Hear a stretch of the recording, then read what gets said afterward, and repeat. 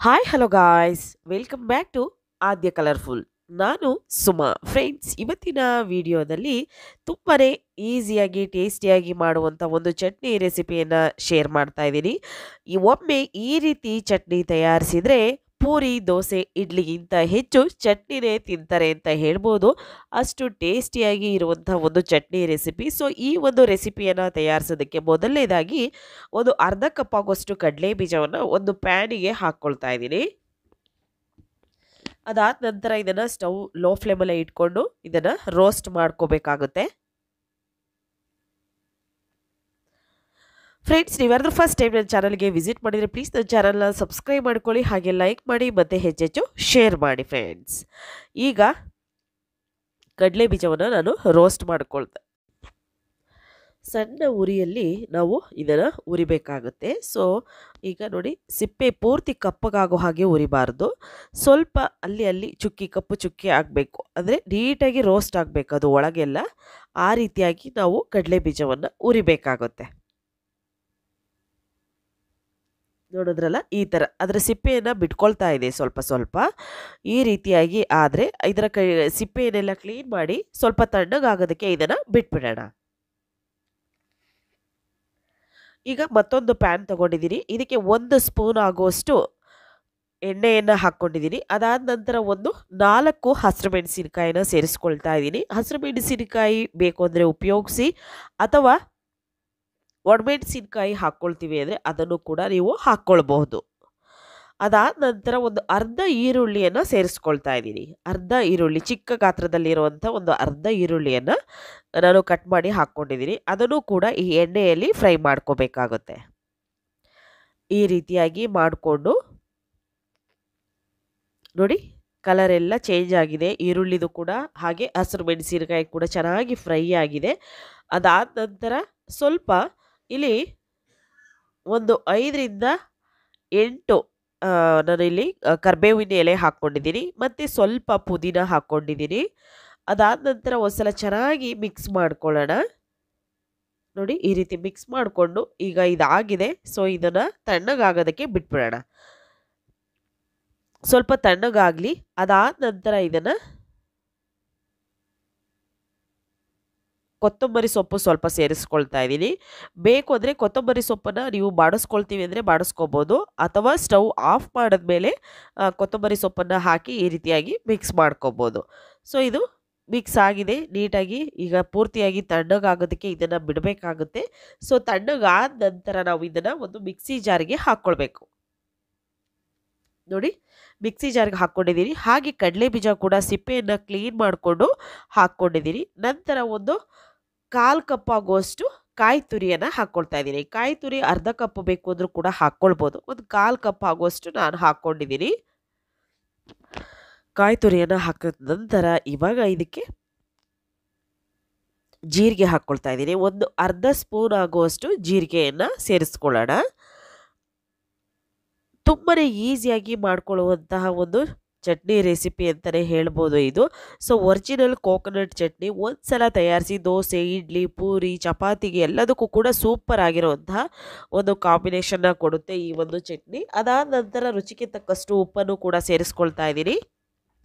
ಉಪ್ಪು ಹಾಕಿದ ನಂತರ 2 ಬೆಳ್ಳುಳ್ಳಿಯನ್ನು ಬಿಡಿಸಿ ಹಾಕ್ಕೊಂಡಿದ್ದೀನಿ. ಸಾಕು, ಬೆಳ್ಳುಳ್ಳಿ ಜಾಸ್ತಿ ಬೇಡ. ಕೆಲವರಿಗೆ ಬೆಳ್ಳುಳ್ಳಿ ಇಷ್ಟ ಆಗಲ್ಲ, ಅಂಥವರು ಸ್ಕಿಪ್ ಮಾಡ್ಬೋದು, ಅಥವಾ ಬೇಕು ಅಂದರೆ 2 ಹಾಕ್ಕೊಳ್ಳಿ ಸಾಕು, ಜಾಸ್ತಿ ಬೇಡ, ಅದೇ ಸ್ಮೆಲ್ ಬಂದ್ಬಿಡುತ್ತೆ ಅದಕ್ಕೋಸ್ಕರ. ಅದಾದ ನಂತರ ಈಗ ಒಂದು ಟೇಬಲ್ ಸ್ಪೂನ್ ಆಗುವಷ್ಟು ಕಡಲೆಯನ್ನು ಸೇರಿಸ್ಕೊಳ್ತಾ ಇದ್ದೀನಿ. ಉರಿಗಡಲೆ ಅಂತ ಹೇಳ್ತೀವಲ್ಲ ಅದು. 1 ಟೇಬಲ್ ಸ್ಪೂನ್ ಆಗುವಷ್ಟು ಕಡಲೆಯನ್ನು ನಾವಿವಾಗ ಈ ಒಂದು ಮಿಕ್ಸಿ ಜಾರ್ಗೆ ಹಾಕ್ಕೊಂಡಿದ್ದೀವಿ. ಸೊ ಇದನ್ನು ನಾವು ಗ್ರೈಂಡ್ ಮಾಡ್ಕೊಂಬರ್ಬೇಕಾಗುತ್ತೆ. ಕಡಲೆ ಬೀಜನೂ ಅಷ್ಟೇ, ನಾನು ಅದರ ಸಿಪ್ಪೆಯನ್ನೆಲ್ಲ ಕ್ಲೀನ್ ಮಾಡಿ ಹಾಕ್ಕೊಂಡಿದ್ದೀನಿ. ಅಷ್ಟನ್ನು ಹಾಕಿದ ನಂತರ ಇದಕ್ಕೆ ಸ್ವಲ್ಪ ನೀರನ್ನು ಸೇರಿಸ್ಕೊಳ್ಳೋಣ. ನೀರು ಸೇರಿಸ್ಕೊಂಡು ಇದನ್ನು ನಾವು ಎಷ್ಟು ಸಾಧ್ಯ ಆಗುತ್ತೆ ಅಷ್ಟು ನೀಟಾಗಿ ಗ್ರೈಂಡ್ ಮಾಡ್ಕೊಂಬರೋಣ. ಜಾಸ್ತಿ ಕೆಲವರು ನುಣ್ಣಗೆ ಕಾಯಿ ಚಟ್ನಿ ಬೇಕು ಅಂತಾರೆ, ಆದರೆ ಅಷ್ಟು ನುಣ್ಣಗೆ ಮಾಡಿದ್ರೆ ಅಷ್ಟು ಚೆನ್ನಾಗಿ ಬರೋದಿಲ್ಲ. ಅದಕ್ಕೋಸ್ಕರ ಸ್ವಲ್ಪ ತರಿಯಾಗಿ ಇರಬೇಕು ನಮಗೆ ಕಾಯಿ ಚಟ್ನಿ ಯಾವಾಗಲೂ ಕೂಡ. ಹಾಗೆ ಇದಕ್ಕೆ ಒಂದು ಮೇನ್ ಇಂಗ್ರೀಡಿಯೆಂಟ್ಸ್ ಆಗಿ ಒಂದು ಪೆಪ್ಪರ್ ಪೌಡರ್, ಒಂದು ಪಿಂಚಷ್ಟು ಪೆಪ್ಪರ್ ಪೌಡರ್ನ ಹಾಕ್ಕೊಳ್ತಾ ಇದ್ದೀನಿ. ಪೆಪ್ಪರ್ ಪೌಡರ್ ಹಾಕೋದ್ರಿಂದ ಟೇಸ್ಟು ತುಂಬ ಚೆನ್ನಾಗಿ ಬರುತ್ತೆ. ಅದಕ್ಕೋಸ್ಕರ ಸ್ವಲ್ಪ ಹಾಕ್ಕೊಂಡಿದ್ದೀನಿ. ನಿಮಗೂ ಇಷ್ಟ ಆದರೆ ಖಂಡಿತ ಇದನ್ನು ಹಾಕ್ಕೊಳ್ಳಿ, ಚೆನ್ನಾಗಿ ಬರುತ್ತೆ. ಈಗ ಸ್ವಲ್ಪ ನೀರು ಒಂದು 2ರಿಂದ 3 ಸ್ಪೂನ್ ಆಗುವಷ್ಟು ನೀರು ಹಾಕ್ಕೊಂಡಿದ್ದೀನಿ. ನಂತರ ಈಗ ಇನ್ನೊಂದು ಪ್ಯಾನಿಗೆ ನಾವು ಒಂದು 2 ಸ್ಪೂನ್ ಆಗುವಷ್ಟು ಎಣ್ಣೆಯನ್ನು ಸೇರಿಸ್ಕೊಳ್ಳೋಣ. ಎಣ್ಣೆ ಅಥವಾ ತುಪ್ಪ ಯಾವುದನ್ನು ಬೇಕಿದ್ರೂ ಹಾಕ್ಕೊಳ್ಬೋದು. ಅದಾದ ನಂತರ ಸ್ವಲ್ಪ ಸಾಸಿವೆಯನ್ನು ಸೇರಿಸ್ಕೊಳ್ತಾ ಇದ್ದೀನಿ. ಈ ಒಂದು ಚಟ್ನಿ ರೆಸಿಪಿಯನ್ನು ಖಂಡಿತವಾಗ್ಲೂ ನೀವು ತಯಾರಿಸಿ ಫ್ರೆಂಡ್ಸ್. ನೀವು ಕೂಡ ಎಷ್ಟು ಟೇಸ್ಟಿಯಾಗಿ ಬಂದಿದೆ ಅಂತ ನಿಮಗೂ ಕೂಡ ತಿಳಿಯುತ್ತೆ. ಸಾಸಿವೆ ಮತ್ತು ಜೀರಿಗೆ ಎರಡೂ ಕೂಡ ಚೆನ್ನಾಗಿ ಸಿಡಿದ ನಂತರ ಇವಾಗ ಇದಕ್ಕೆ ನಾನು ಒಣಮೆಣಸಿನಕಾಯಿ ಒಂದು 2 ಕಟ್ ಮಾಡಿ ಹಾಕ್ಕೊಂಡಿದ್ದೀನಿ ಮತ್ತು ಕರಿಬೇವನ್ನು ಸೇರಿಸ್ಕೊಂಡಿದ್ದೀನಿ. ಇಷ್ಟನ್ನು ಕೂಡ ಹಾಕಿದ ನಂತರ ಒಂದ್ಸಲ ಸ್ಟವ್ನ ಆಫ್ ಮಾಡ್ಕೊಳ್ಳೋಣ. ಸ್ಟವ್ನ ಆಫ್ ಮಾಡಿ ಒಂದ್ಸಲ ಮಿಕ್ಸ್ ಮಾಡ್ಕೊಳ್ಳೋಣ. ಓಕೆ, ಬೇಕು ಅಂದರೆ ಸ್ವಲ್ಪ ಇಲ್ಲಿಗೆ ನೀವು ಪುದೀನ ಎಲೆ ಕೂಡ ಸೇರಿಸ್ಕೊಳ್ಬೋದು. ಸೊ ಈಗ ಮಿಕ್ಸ್ ಮಾಡಿದೆ. ಈಗ ಚಟ್ನಿ ಕೂಡ ನಾನು ರುಬ್ಕೊಂಬಂದಿದ್ದೀನಿ, ನೋಡ್ಬೋದು. ಜಾಸ್ತಿ ನುಣ್ಣಗೆ ರುಬ್ಬಿಲ್ಲ, ಪೇಸ್ಟ್ ಥರ ರುಬ್ಬಿಲ್ಲ. ಸೊ ಸ್ವಲ್ಪ ತರಿಯಾಗಿ ಇರೋ ಹಾಗೆ ನಾನು ಚಟ್ನಿಯನ್ನು ರುಬ್ಕೊಂಬಂದಿದ್ದೀನಿ. ಹೀಗಿದ್ರೆ ಸಾಕು, ಪರ್ಫೆಕ್ಟಾಗಿ ಬಂದಿದೆ ಅಂತ. ಈಗ ಚಟ್ನಿಯನ್ನು ಒಂದು ಬೌಲಿಗೆ ಹಾಕ್ಕೊಳ್ಳೋಣ ಮೊದಲನೇದಾಗಿ. ಸೊ ಈ ಬೌಲಿಗೆ ನಾನು ಅದನ್ನು ಟ್ರಾನ್ಸ್ಫರ್ ಮಾಡ್ಕೊಳ್ತೀನಿ. ಕಾಯಿ ಚಟ್ನಿ ಮಾಡಬೇಕಾದ್ರೆ ಅಷ್ಟೇ, ರೊಟ್ಟಿಗಂತೂ ಸೂಪರಾಗಿರುತ್ತೆ ಕಾಯಿ ಚಟ್ನಿ, ಬರೀ ಕಾಯಿಯನ್ನು ಹಾಕಿ ಮಾಡೋದು. ಸೊ ಆ ಒಂದು ರೆಸಿಪಿ ಬೇಕು ಅಂದರೆ ದಯವಿಟ್ಟು ಕಾಮೆಂಟ್ ಸೆಕ್ಷನಲ್ಲಿ ತಿಳಿಸಿ. ಖಂಡಿತ ಕಾಯಿ ಚಟ್ನಿ ಪರ್ಫೆಕ್ಟಾಗಿ ಮಾಡುವಂಥ ವಿಧಾನವನ್ನು ಕೂಡ ತಿಳಿಸ್ಕೊಡ್ತೀನಿ. ಇದು ಕೂಡ ಒಂದು ಇದು ಹೋಟೆಲಲ್ಲಿ ನಿಮಗೆ ಆಚೆ ಹೋದಾಗ ಒಂದು ತಿಂದಿರುವಂತಹ ಒಂದು ಟೇಸ್ಟ್ ಇರುತ್ತೆ, ಸೂಪರಾಗಿರುತ್ತೆ ಆ ಟೇಸ್ಟು. ಅದೇ ರೀತಿ ಮನೆಯಲ್ಲಿ ಹೇಗೆ ನಾವು ಚಟ್ನಿಯನ್ನು ಮಾಡ್ಕೊಳ್ಳೋದು ಅಂತ ಕೆಲವರೆಲ್ಲ ತುಂಬ ಕಾಮೆಂಟ್ ಕಳಿಸ್ತಾ ಇದ್ರಿ. ಆದರೆ ಆ ಒಂದು ಕೆಲವೊಂದು ಇಂಗ್ರೀಡಿಯೆಂಟ್ಸ್ನ ಆ್ಯಡ್ ಮಾಡಿದ್ರೆ ಮಾತ್ರ ಆ ರೀತಿಯಾಗಿ ಟೇಸ್ಟ್ ಬರೋದಕ್ಕೆ ಸಾಧ್ಯ ಫ್ರೆಂಡ್ಸ್. ಅದಕ್ಕೋಸ್ಕರ ಈ ಒಂದು ಚಟ್ನಿ ರೆಸಿಪಿಯನ್ನು ನಿಮ್ಮ ಜೊತೆ ಶೇರ್ ಮಾಡ್ಕೊಂಡಿರೋದು.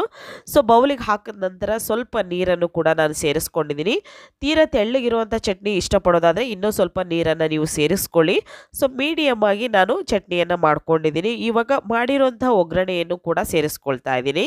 ನಾವು ಕಾಯಿ ಚಟ್ನಿಗೆ ಒಗ್ಗರಣೆಯನ್ನು ಹಾಕೋದಕ್ಕೆ ಎಣ್ಣೆ ಉಪಯೋಗಿಸ್ತೀವಿ, ಆದರೆ ಆ ಎಣ್ಣೆ ಜಾಸ್ತಿ ಹಾಕೋಬಾರ್ದು. ಒಂದು 3-4 ಸ್ಪೂನ್ ಆಗೋಷ್ಟು ಎಣ್ಣೆಯನ್ನು ಹಾಕ್ಕೊಂಡು ನಾವು ಚಟ್ನಿಗೆ ಒಗ್ಗರಣೆಯನ್ನು ಹಾಕಬಾರ್ದು. ಯಾಕೆ ಅಂತಂದರೆ ಅದು ನಾವು ತಿನ್ಬೇಕಾದ್ರೆ ಜಿಡ್ ಅನಿಸುತ್ತೆ. ಅದಕ್ಕೋಸ್ಕರ ಸ್ವಲ್ಪನೇ ಒಗ್ಗರಣೆಗೆ ಎಷ್ಟು ಬೇಕೋ ಅಷ್ಟು ಎಣ್ಣೆಯನ್ನು ಸೇರಿಸ್ಕೊಂಡ್ರೆ ಸಾಕಾಗುತ್ತೆ ಫ್ರೆಂಡ್ಸ್. ಓಕೆ, ಅದಾದ ನಂತರ ಈಗ ಒಂದು ಬೌಲಿಗೆ ನಾನು ಆ ಒಗ್ಗರಣೆಯನ್ನು ಕೂಡ ಹಾಕ್ಕೊಂಡಿದ್ದೀನಿ. ಸೊ ಇದು ನಿಮಗೆ ಬೋಂಡ, ಬಜ್ಜಿಗೆ ಅಥವಾ ಇಡ್ಲಿ, ಚಪಾತಿ, ರೊಟ್ಟಿ ಎಲ್ಲದಕ್ಕೂ ಕೂಡ ಮತ್ತು ಪಲಾವ್ ಮಾಡಿದಾಗಲೂ ಬೇಕು ಅಂತಂದರೆ ನೀವು ಇದನ್ನು ಮಾಡ್ಕೋಬೋದು. ನಿಮಗೆ ಯಾವಾಗ ಚಟ್ನಿ ತಿನ್ನಬೇಕು ಅನಿಸುತ್ತಲ್ಲ ಆಗೆಲ್ಲ ನೀವು ವಡೆಯನ್ನು ಮಾಡ್ಕೋಬೋದು. ಸೊ ತುಂಬ ಈಸಿಯಾಗಿ ಮಾಡ್ಕೊಳ್ಳೋವಂಥ ರೆಸಿಪಿಗಳನ್ನು ನಾನು ಶೇರ್ ಮಾಡಿದ್ದೀನಿ.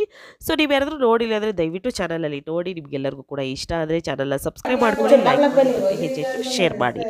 ಇವತ್ತಿನ ವಿಡಿಯೋನ ಇಲ್ಲಿಗೆ ಮುಗಿಸ್ತಾ ಇದ್ದೀನಿ. ಮತ್ತೆ ಇನ್ನೊಂದು ಹೊಸ ವಿಡಿಯೋ ಜೊತೆ ಬರ್ತೀನಿ ಫ್ರೆಂಡ್ಸ್. ಅಲ್ಲಿವರೆಗೂ take care, bye, see you.